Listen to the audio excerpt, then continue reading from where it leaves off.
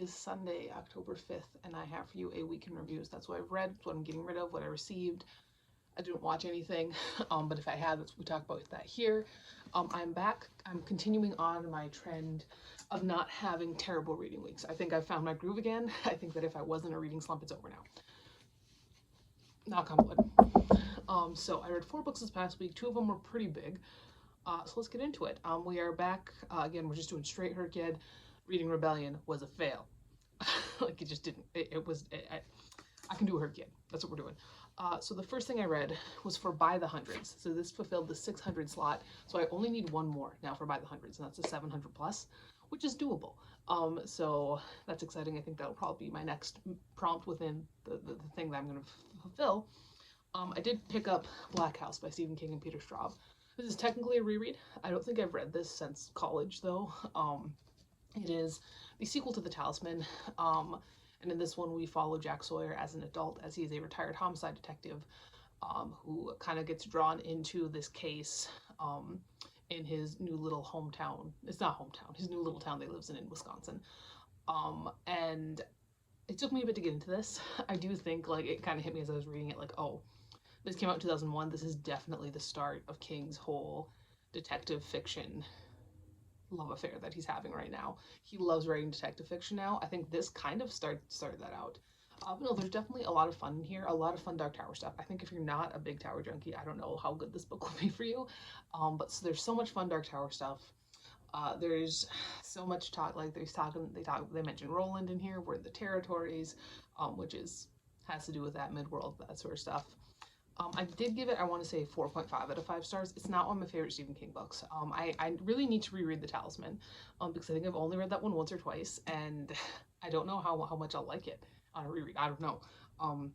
No, I had a good time. Rereading this. I can definitely see Peter Straub's influence in here now.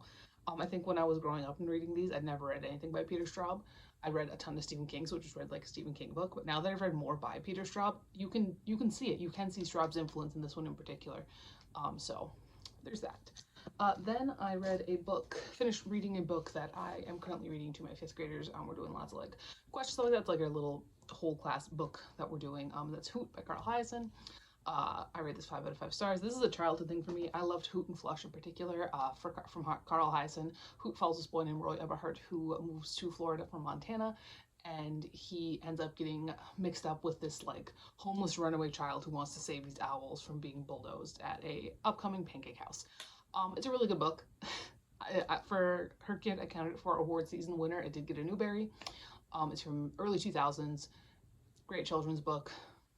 If you've got, I would say 4th, 5th grade is a good grade for that. Maybe your middle school if your kid is not super advanced in the reading levels, or even if they are and they want a fun story. So there's that.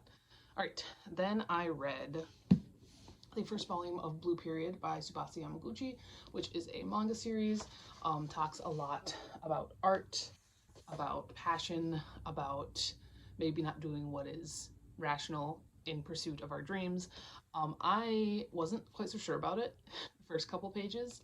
By the end, I'm fully sold. I am definitely going to continue off this series. I actually put this in as a series staircase for duology. I know there are more than 2 volumes, but for series staircase, I'm just counting like I'm reading 2 books in a series. So I got to pick up volume 2 at some point. I gave this 5 out of 5 stars. No, I didn't. I gave it 4.5 out of 5 stars. It was very good. It's a very good manga, and I really do like a lot of this stuff it has to say about passion and art. And I'm not a visual artist. Like, I can't do that. I've never been good at that. But there's a lot that you can take from this and spread over other creative pursuits. It's a good time. All right, then I read the worst book of the week by far, like by a long shot. Those are all 4.5s and 5s. I read the first Zodiac Academy book by Carolyn Peckham and Suzanne Valenti, The Awakening. This for her kid, last 10 years. This came out in 2019. This follows these 2 girls, and they're orphans because their parents died in a house fire, and they've been living in foster homes, and on the day they turn 18, they get kicked out, and so they're just trying to make it. They're just trying to survive, so they're thieving. One of them steals motorcycles and gives them to a guy who will pay her for stolen motorcycles. The other one is, I'm not really sure what she does most of the time. Actually, she seems kind of useless. And then they find out that they're actually fae, and they have magical powers, and they're the most powerful of them all. They're lost princesses. It reads like Hush Hush. I was reading this and I was like, what does this remind me of? And the answer is Hush Hush. Fucking Becca Fitzpatrick. It's not good.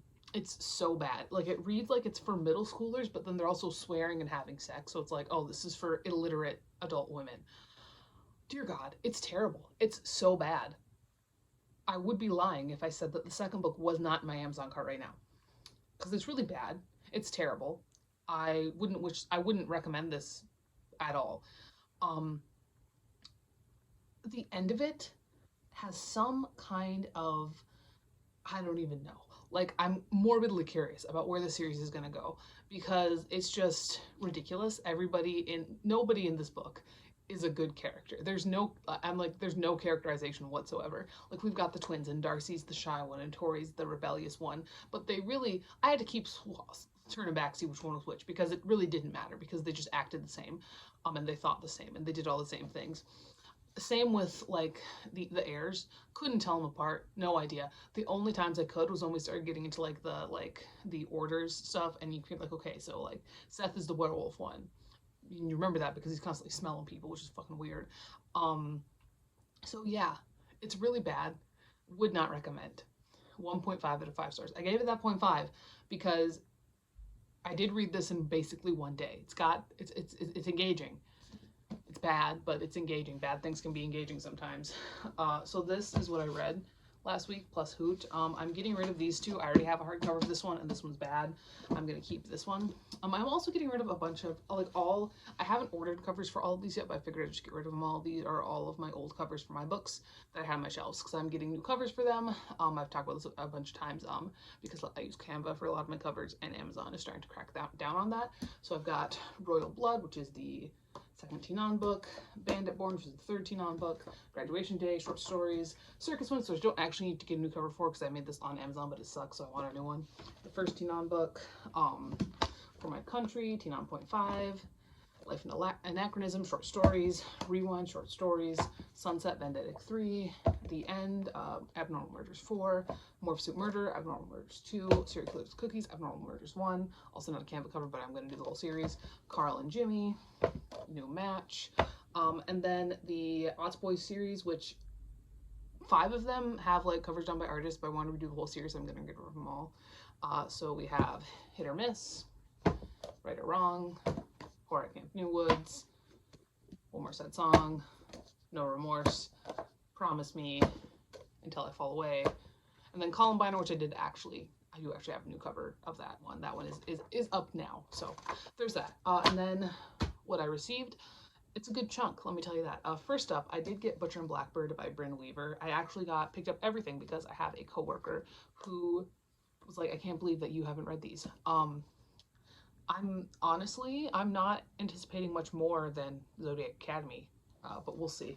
I guess these ones are traditionally published, and Zodiac Academy isn't. And I don't like to make assumptions about self-published works because I'm a self-published author, but sometimes that helps. I did also pick up The Haunting in Velkwood by Gwendolyn Keast, which just looked interesting. I've seen little things about this here and there. I don't think I've actually seen anybody read it, but I've seen lots of people hold it up in TBRs, where it's like about this town where, like, everybody disappeared or something like that, which just seemed like a fun time. I also picked up The End of the World as We Know It, which is New Tales of Stephen King's The Stand, which is a bunch of horror authors that wrote stories about this. And I was looking at the back, and I see Poppy Z. Bright wrote a story in here, and it's titled from the Love Song of Jail for Proof Rock.